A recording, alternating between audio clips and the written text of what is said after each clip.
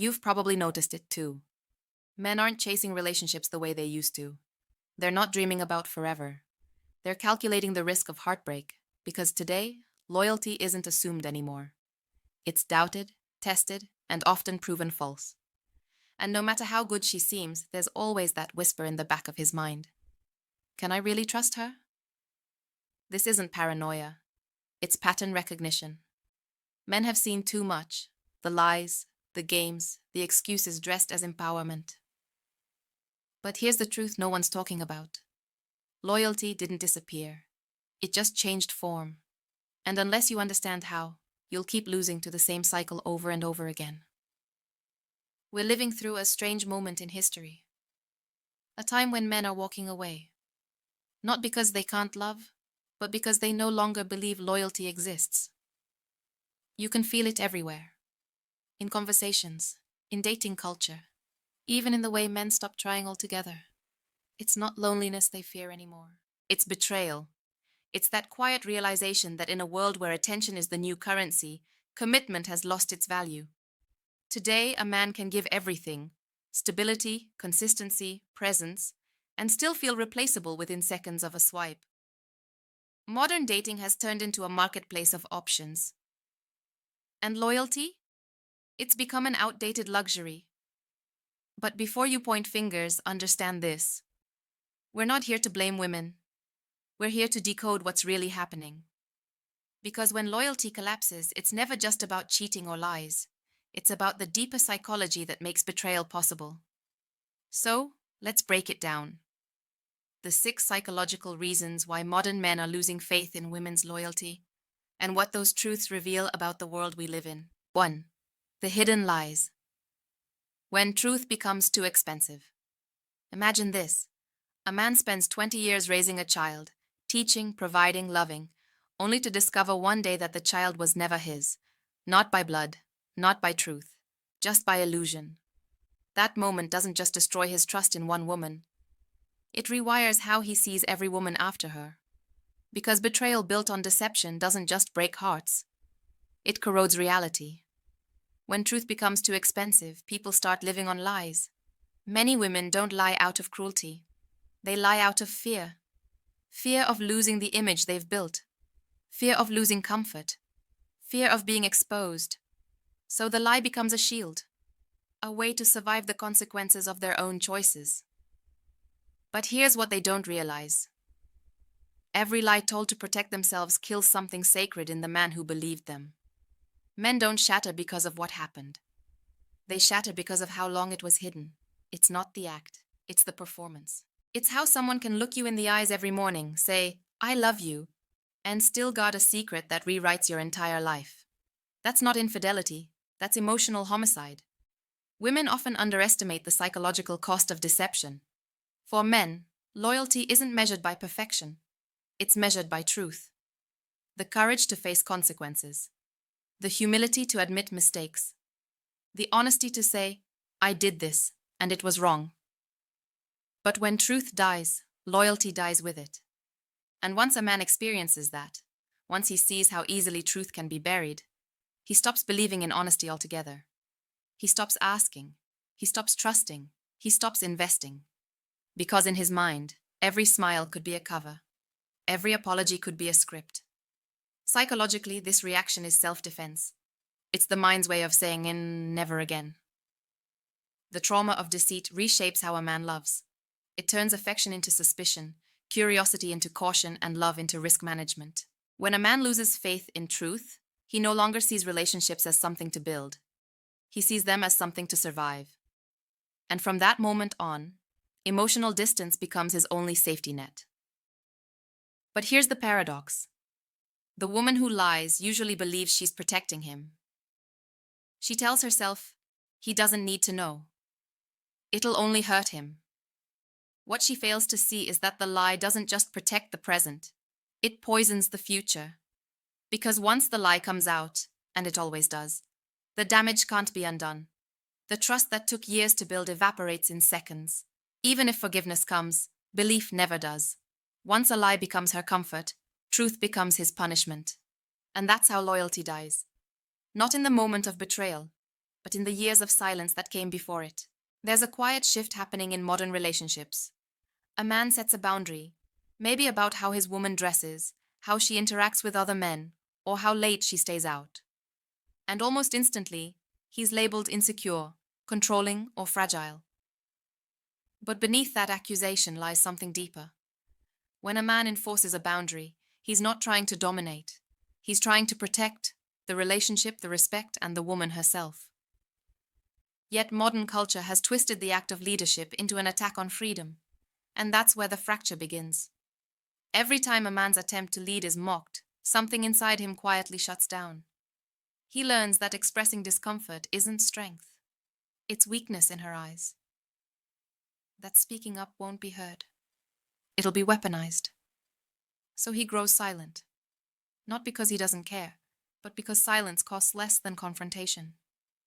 Women call this silence emotional distance. Men call it survival. Boundaries are not cages. They are the invisible structure that keeps love protected. But in today's world, boundaries are viewed as restrictions, not protection. The feminine ego often mistakes leadership for control. It rebels against direction not because the direction is wrong, but because it exposes accountability. Psychologically, this is called a defensive ego response. When faced with correction, the ego feels threatened.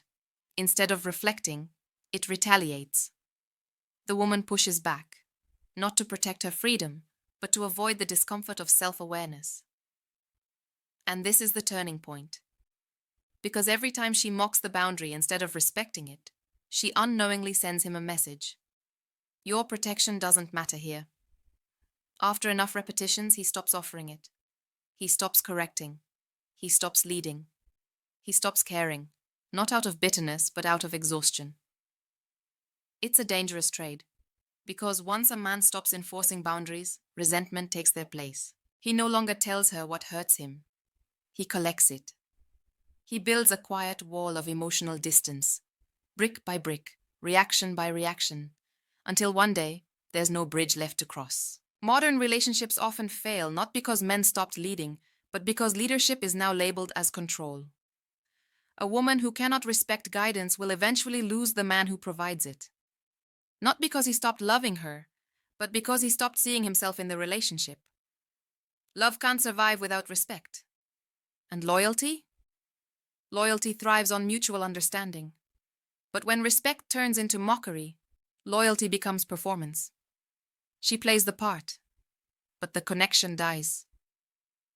Deep down, the man begins to associate vulnerability with danger. So he adapts. He stops explaining, stops correcting, stops showing the parts of himself that care too deeply. And what she calls emotional unavailability is actually the funeral of his last attempt to lead. Because every time a man's boundary is mocked, a part of his trust dies with it. And once trust goes, loyalty never stays long after. Let's be clear. Boundaries aren't about control. They're about clarity. A man who sets them isn't trying to shrink her world. He's trying to protect the bond from everything that could destroy it. Boundaries define where respect lives. They tell the world, this is sacred. This matters. Don't cross this line. But when that message is ridiculed, it creates chaos disguised as freedom. And chaos, no matter how exciting, always kills connection. Modern culture glorifies rebellion. Don't let anyone tell you what to do. Be your own person. Never let a man control you. But here's the truth most people don't want to face. Freedom without discipline destroys love. A relationship cannot survive two people who both want to lead and neither wants to listen. Power isn't the enemy. Ego is. Because when the feminine ego feels threatened by masculine guidance, it doesn't see the protection. It sees a challenge to its independence. And when that happens, respect turns into resistance and loyalty becomes conditional. Here's the irony. The same woman who mocks his boundaries in the beginning often misses them when he's gone. When he stops asking where she's going, when he no longer checks in, when he stops caring who she's talking to. That silence that once felt like freedom suddenly feels like abandonment. Because leadership, once gone, leaves a void. And that void doesn't feel like peace. It feels like loss. Men today are becoming quieter, colder, more withdrawn, not because they've stopped loving, but because they've learned that love without respect is emotional suicide. Every man eventually learns this lesson the hard way. The moment you have to beg for respect, you've already lost it. That's why men stop believing in loyalty, because loyalty without respect isn't real. It's performance under pressure. It lasts only as long as convenience allows it. But here's the deeper truth. It doesn't have to be this way. When a woman respects a man's leadership, something beautiful happens. He rises higher. He becomes stronger. He gives more. Because masculine energy thrives on purpose. It needs to feel useful, valued, and trusted. When that's met with mockery, it withers. When it's met with respect, it multiplies. So, when you hear men say they don't believe in loyalty anymore, remember, it's not always about betrayal. Sometimes it's about exhaustion. Because for loyalty to live, it needs two things: truth and respect. And when either dies, so does the connection. At some point, every man who's been hurt comes to a quiet realization. It's not just women he stopped trusting. It's love itself. He doesn't believe in loyalty anymore because he started believing in guarantees. And in a world built on temptation, guarantees don't exist. The truth is, loyalty cannot be proven before it's tested. You can't demand proof of loyalty and still call it love.